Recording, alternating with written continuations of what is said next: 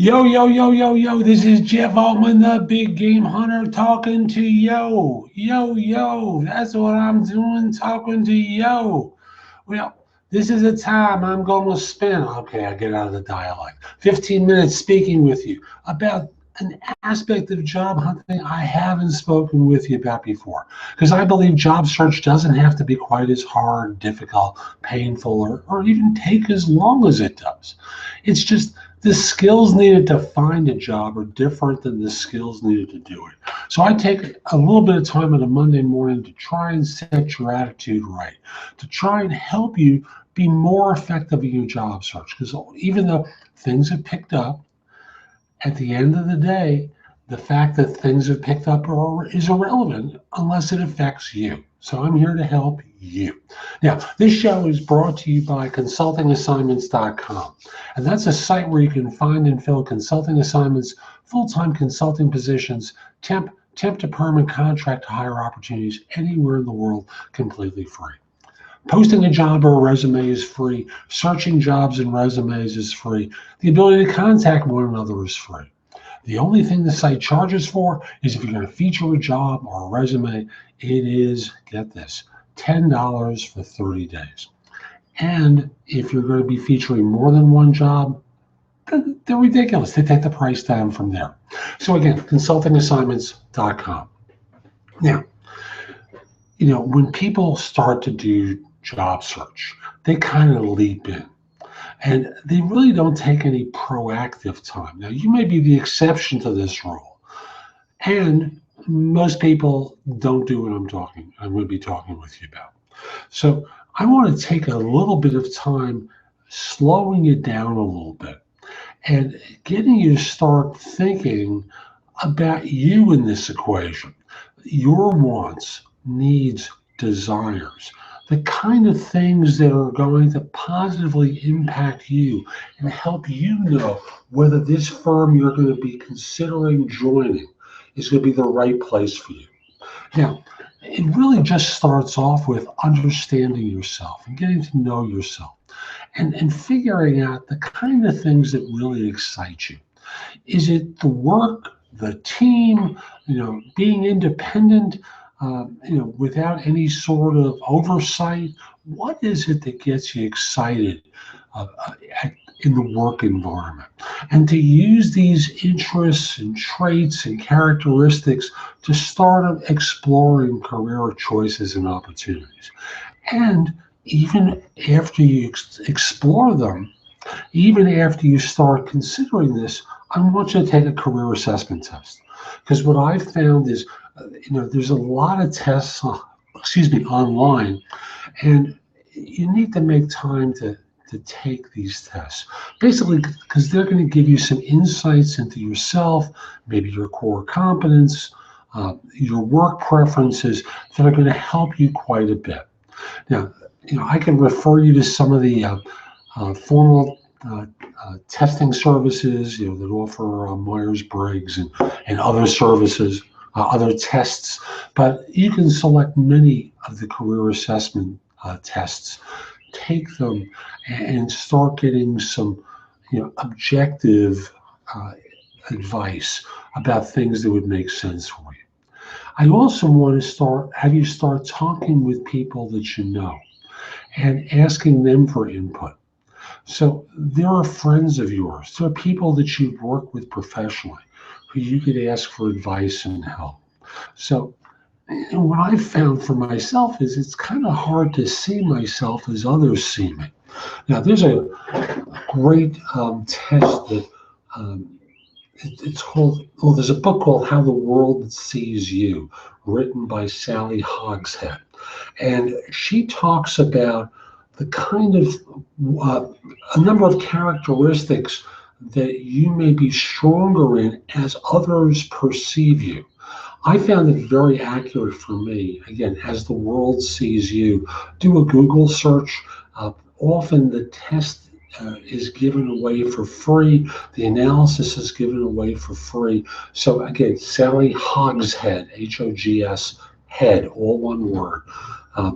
And take a look at What her test will tell you about how others perceive you, and at the same time ask other people's advice for how they see you. You might find it very interesting to see the correlations between the two. Frankly, coworkers are a great source of input about this kind of stuff. So go ahead, ask, see how you're perceived. Also, figure out what excites you. What's going to get you turned on? Are you more interested in status, money, power, recognition, variety, career? What is it that gets you excited? And start characterizing these qualities. And then from there, I want you to start asking yourself this question. What's most important to you in the next job or organization? What will you need to see or hear from an employer that's going to let you know that this is the right or wrong organization for you to consider joining? Now, I've asked this question when I've hired, and I'm always fascinated by the answer that I hear from job hunters. So I want to encourage you to ask it of yourself, because I think you'll find it very revealing. And I want to encourage you, make a huge list. Don't worry about the order of this list, because the next thing I'm going to want you to do is to ask yourself, what are the 4 most important things on this list? Top 4. And then within those 4, prioritize those 4. Because I think that will help you target and look at tiebreakers for how you evaluate your choices. Thus, when you interview, it helps you determine how the company and you will fit with one another. Now, this doesn't mean that they're not going to lie. Sometimes firms do that. Sometimes hiring managers do that. But this is going to get you targeted in a little bit more on your side of the equation.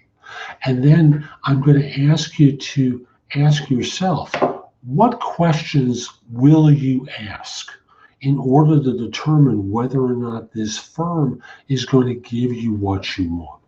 Now, if you're looking for fast track opportunities, that's pretty easy. At the end of the interviews, when they ask, so do you have any questions for us? You can talk about career pathing. You could talk about training that you'll receive. There's a lot of things that you can ask. If what really floats your boat is money, because you're in sales, you can turn around and say, hey, look, I've always been a high producer every place I've been. Give me a sense of what your comp structure is like. Give me a sense of what I can earn my first 2 years with the organization, the kind of money I can make here, and just put it out there. And if they don't like it, perfect. If they're trying to drive you to the lowest price and you're looking for the highest, isn't that good to know during your interview and not get upset when they say, oh, he seems to be too money motivated? Help me understand why that's a problem. For example, in sales, I think that's exactly what you want. But that particular firm might be more interested in control than in selling, but that's going down a different road. So next thing I want you to do is take a deep breath and relax. Free your mind. Don't get so invested in these details and this minutia that you forget what's important. I want you to be happy. I want you to be successful. I want you to be effective. And when push comes to shove, keeping your mind free, practicing meditation, for example, doing that before interviews, doing that during your workday, just taking a few minutes to still your mind, will go a long way toward helping you be much more effective on your job interviews. Lastly, and I think this is one that should go without saying, but I know for myself, I've made mistakes like this before. And I've violated this rule of mine, and that is, don't tolerate a job you hate. Don't just put up with crap because you're comfortable. Don't put up with stuff because they're paying you the right amount of money. Because frankly, there are other firms that'll pay you well too. But if you're in a job that you hate, it's time to go. If you're not making the right money, and you have the skills, and the market, as you're researching it, lets you know that you're undervalued, it's time to go.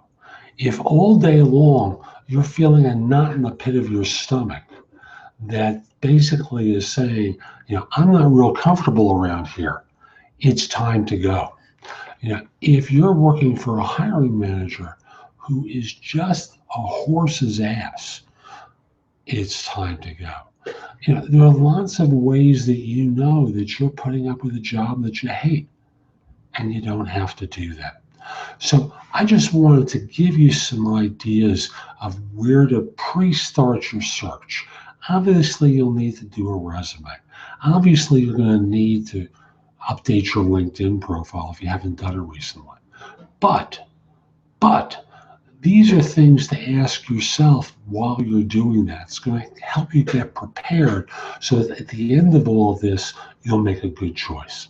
So that's my tip for this show, or my series of tips for this show.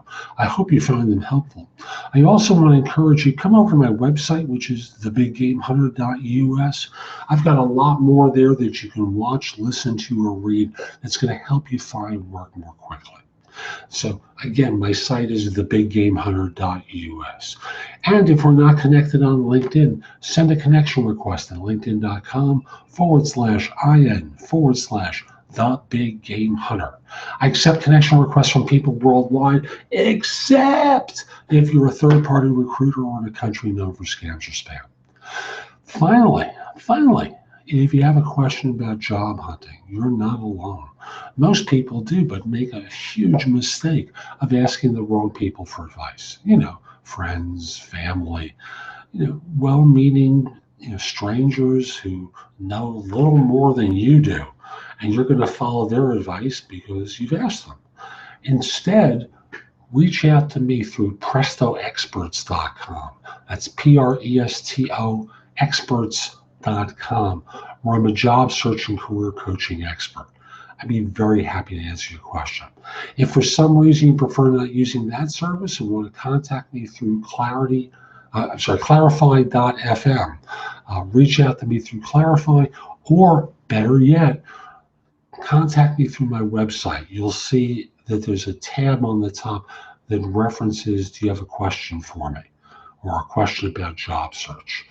So reach out to me regardless, whichever way you prefer. I'd be very happy to answer your questions. So I'm Jeff Altman. Hope you enjoyed today's show. Hope you have a great day. Really, honest.